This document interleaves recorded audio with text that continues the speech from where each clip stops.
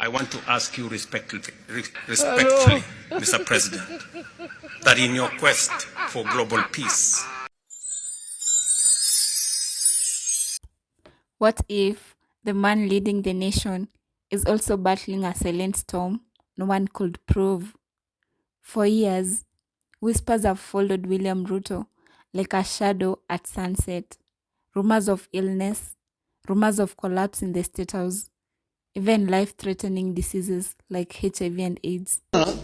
Ni wagonjwa. Nikamwambia Kalonzo, wao ni wagonjwa, wewe unataka kuwapatia dawa, lakini wamekataa dawa. Wana ukimwi. Are these claims real or just smoke without fire? Let's rewind the clock. Back in 2019, clips began circulating online. In some, Ruto appeared slightly fatigued. In others, his speech seemed slower than usual. Suddenly, the internet became a courtroom. Some claimed he had suffered a stroke. Others whispered about cancer. But here's the truth. There was no medical report, no confirmation, just interpretation. Like looking at clouds and seeing shapes that aren't really there. As years went on, the whispers turned into a storm. Social media detectives began analyzing his body weight, his facial appearance, his energy during rallies. Some claimed he had blood cancer.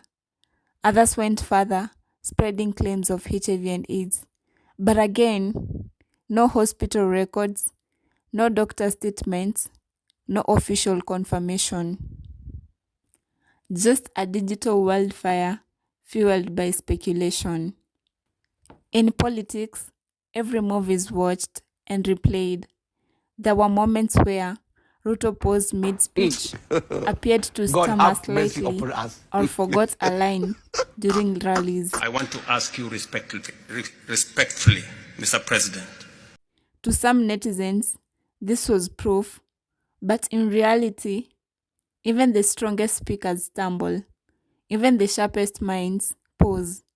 A single clip can become 1,000 conclusions. Then came 2024. Videos surfaced online claiming Ruto had been flown out of the country for treatment. Others said he collapsed in State House.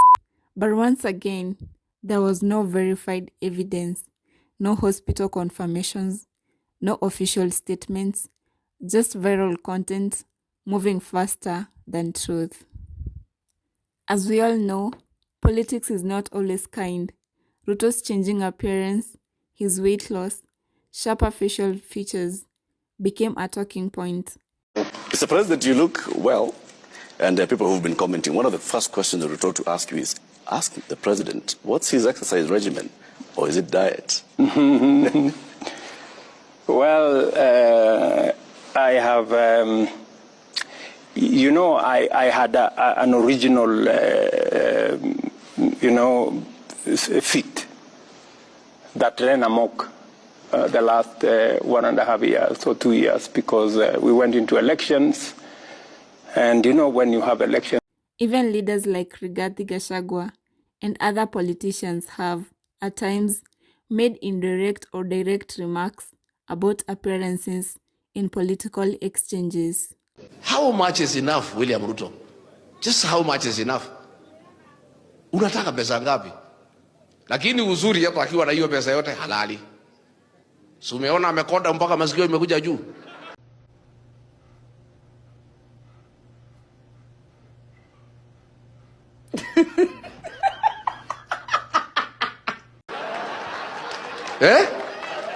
Mumeona? Hii mtu ako na mabilioni ya pesa, lakini hala na tutawacha.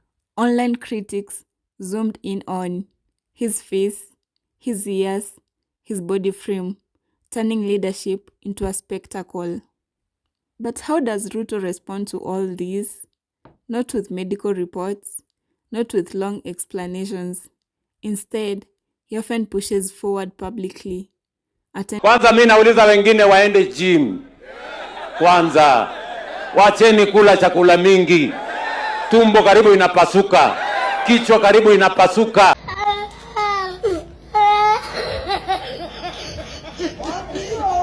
Attending events, speaking at rallies, carrying on with state duties.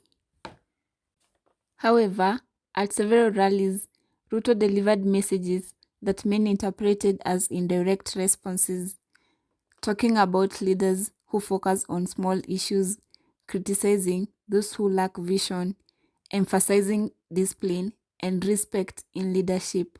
He never mentioned names, but Kenyans, they connected the dots like arrows shot into the air. Everyone watched where they might land. Mimi sijatumia lugha ya matusi. Wao ndio wananitukana. Na shida wao ndio walianzisha. Nilijaribu kuwaeleza jameni. Wacha tushindane kwa sera. Online, the narrative exploded. Netizens edited clips, reposted, and reinterpreted. Some captions boldly claimed, Ruto amejibu, and others, hii ni direct attack walai. But in reality, much of it was just interpretation and not confirmation. So what's the truth about Ruto's health condition? From 2019 to today, there has been no confirmed illness, no verified diagnosis, no official medical disclosure. But what exists is perception, and perception can be louder than reality. In the age of viral clips and instant opinions, a post becomes a diagnosis, a shadow becomes a disease. But the real question is, are we seeing the truth or just what the internet wants us to believe? Comment in the comment section below. And that's the story, raw, unfiltered, and straightforward to the point. Here at Kesh Media Kenya, we don't chase noise. We uncover what's really happening behind the scenes. Because in a world full of rumors, truth is power. So if you've learned something new today, hit that like button, share this video with someone who needs to see it, and don't forget to subscribe. Thanks for watching. Kesh Media Kenya, where truth meets reality.